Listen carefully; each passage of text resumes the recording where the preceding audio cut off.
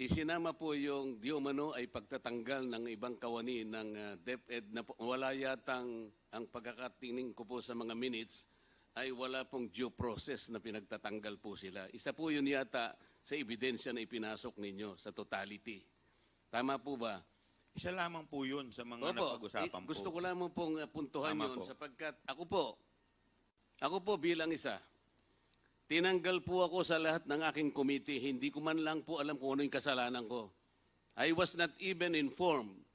The first element of due process is notice. I was not notified.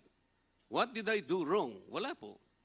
Pero pinagtatanggal po ako, tinanggap ko naman eh. Pero wala pong due process. Yung po ang gusto kong ipaintindi rin. Pati nga po yung membership ko sa Commission on Appointments na wala namang kinalaman dito sa gawain natin sa Kongreso,